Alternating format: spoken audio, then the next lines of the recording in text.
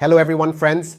The last 48 hours have felt like a stormy period, with geopolitical risks peaking and then stabilizing with profit-taking, but in the background, new fronts have opened up. Trump could strike Iran at any moment. While the news was being read, a new statement came in as of midnight, and according to this statement, Trump said, "We will not attack Iran." For now, they won't attack, but of course that's just for now. At any moment, new news could emerge. It could happen. Apart from this, Trump has a new meeting on his agenda today. This will take place today at the White House with the Venezuelan opposition leader. And in this meeting, they will formalize how to share the management structure and oil revenues of Venezuela after Maduro. In other words, with puppet politicians and CIA support, Venezuela has effectively been occupied. And it happened very easily. In short, the bad days for Venezuela are over. Now they will see even worse days. Meanwhile, another risk-focused statement came from the World Economic Forum.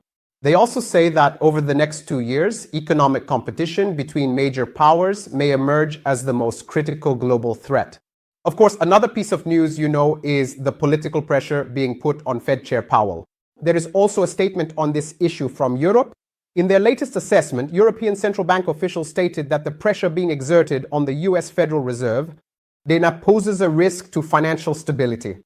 Apart from this, speaking of the Fed, the latest statements from the Fed also indicate that due to the pressure on producer prices, there may not be a rate cut until June. They mentioned that, and when we look at the latest data, it seems unlikely that there will be a rate cut at the interest rate meeting to be held at the end of this month. Interest rates will be kept unchanged, unless we see a major change in the data or news in the next 2 weeks. If you notice, the word risk comes up in every topic we're discussing right now. Here, the word risk leads all markets and all market participants down the same paths. This is why products like gold and silver are in demand. So, what is the current situation of these products? As we approach the weekly close, what are the latest technical outlooks in the markets? Now, let's start examining these. Before we start the analysis, as always, I would love to see your likes and comments on this video as well. My friends, I need your support against YouTube bots and algorithms. Even comments like a comma or a period are valuable to me. Thank you to everyone who supports me. First of all, I would like to show the latest situation on the Borsa Istanbul side. If you remember, during this period, I talked about the continuation of the upward trend in December and January. I did not make any support updates in Borsa Istanbul. At this point, I think a new support level has formed at 11,900. As long as it continues to hold this level, I think we will keep seeing the upward movement in Borsa Istanbul. We might see a similar outlook in the remaining part of January and maybe even in February. The index continues to maintain its positive outlook both on the daily and the 4-hour charts. The choice of stocks is entirely up to you. Look, the VIX index was moving around the 14 level until Trump's latest statement and then suddenly jumped to 18. After the statements that we may not strike Iran, the VIX index pulled back downward. What does this mean? If you're asking, this is the volatility index. It is an index that shows us as fear and stress in the markets increase, this index climbs upward, and during this time we see high volatility in prices. So what is the situation with gold after the latest statements? If you're asking, so America isn't going to strike Iran, will gold start to fall from here now? For those who have such questions, I'd like to humbly share my opinion. In my view, after spot gold surpassed the $4,547 level, it has now found a new trend for itself. We will probably confirm this trend with the weekly closings tomorrow, and as of Monday, we will be discussing it. Because I think that within this new trend, where spot gold has closed above this level, the price could make a move that will practically explode. We'll be saying better luck next time to those who waited, and to those who said it would drop and didn't buy, we'll also say better luck next time. I believe this trend will continue to show itself with even more upward movement. That's my opinion. So last week, at $4,250, when the levels were cheap, now the $4,500 level will be considered a cheap level for O's Altin in the coming week. And short-term pullbacks will in no way disrupt the rising trend in gold. That's my opinion. For local investors, we've now reached the 6,450 Turkish lira level in gram gold. Here, the 6,250 to 6,450 level will form a range. Can be seen. I think that next week we'll see a trend where these levels are considered cheap. On the crypto side, Tether Gold was also an important alternative.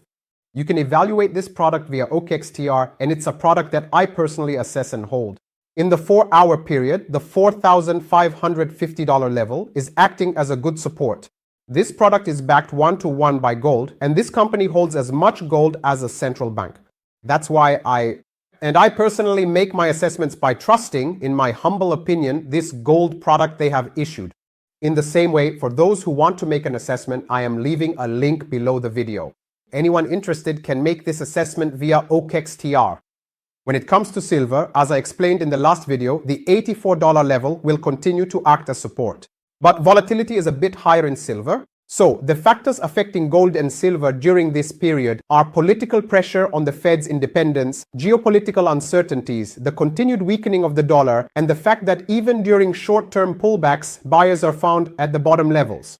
All of this gives us the idea that the upward trend in these products is continuing.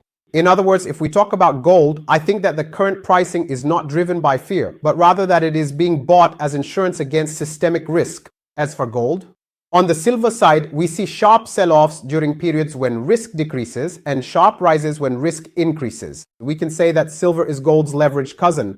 Preferences vary from person to person depending on the individual. But in terms of the trend, what I can say clearly is this. As long as the $84 level continues to hold, the upward trend in silver technically continues. That's what we'll say. But we'll also continue to say that gold is the cheaper and less risky product. Look, there are still no trend breakdowns in other commodity products either. Platinum has reached the resistance level of $2,470. Even though it shows a strong structure on the 4-hour chart, this level has become a strong resistance that it has not been able to break through. A new trend would only make sense above this level. So, for those who want to make a new assessment, they should only follow the trend here if there are closes above this level. And among these commodity products, it is the one that remains the cheapest. As I said, it's still gold. I think that next week we might not be able to find this cheapness on the gold side anymore. Of course, this is just my humble personal opinion. Investors have been investing in these products I mentioned for a long time. In gold and silver, over the course of a year, people have made significant profits. Followers write about these gains, and I also share their comments. They say, thanks to you, we bought a house, we bought a car, and so on. That's what they write. Those who watch this topic from afar think, let me watch a couple of videos and make money too. They leave comments like, come on King, give me a tip, and so on. They make comments like that, but this job is not as easy as it looks.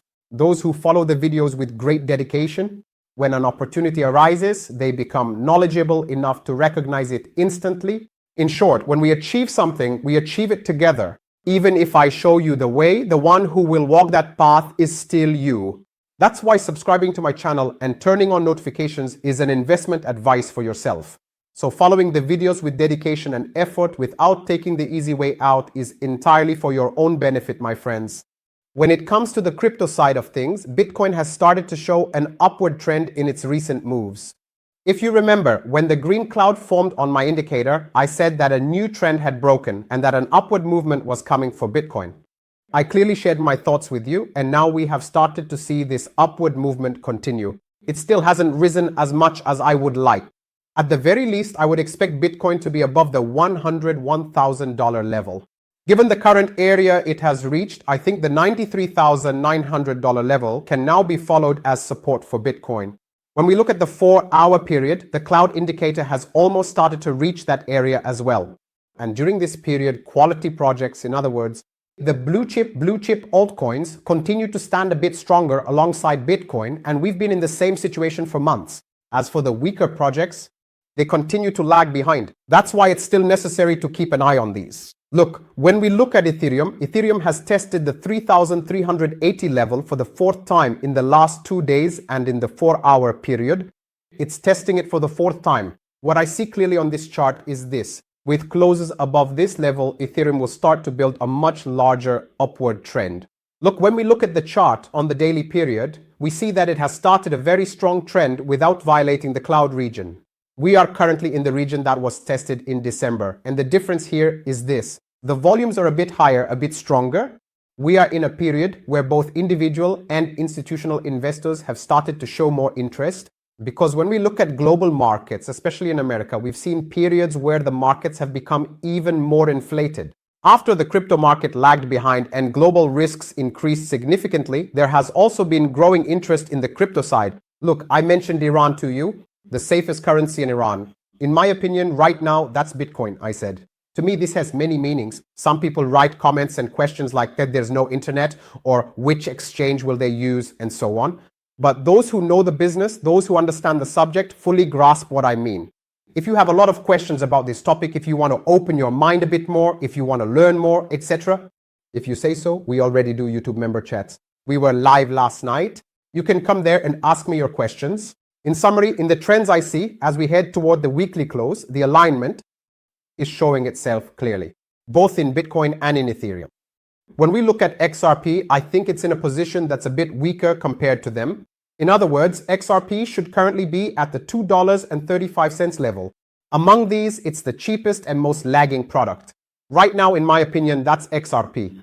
Roughly, the $2 level continues to act as support. There's an XRP that's trying to hold above the 10-cent levels. And when we look at the Bitcoin dominance chart, it continues to maintain dominance at around 60%. This again tells us the same things on a short-term scale. It makes more sense to stick with the major altcoins like Bitcoin, Ethereum, XRP, and Solana. A new trend hasn't been established yet for the small altcoins. At least that's what we see on a technical scale. We don't see any data that we can confirm. But still, when we look at the charts of altcoins other than Bitcoin and Ethereum, in other words, when we look at the market cap chart, on the daily time frame, after the $850 billion level, only a very small step is needed for a new trend to start in a positive zone. I think that after reaching the $920 billion level, it too will enter a large gap area. Frankly, when I look at the charts, as I've mentioned recently, the cryptocurrency market has lagged behind other markets. It performed worse than I expected. I'm emphasizing this comment in particular as I explain it. Sometimes people also say don't comment as if everything you say actually comes true. No, on the contrary, when what I say doesn't happen, when my expectations aren't met, I mention this multiple times in my videos. I'm saying it right now. The cryptocurrency market is performing far below my expectations, but it has started to recover. Signs of improvement are increasing, and just like I did with gold and silver, I have leaned back among the patient investors waiting. I will continue to wait for these upward movements to continue here as well. Other than that, for now, there isn't anything else I can add. No matter what the prices are, I hope you stay in good spirits. See you in the next video. Subscribe to my channel and like this video. Turning on notifications is an investment advice for yourself. Hope to see you again with the intention of informing you about developments before they even happen.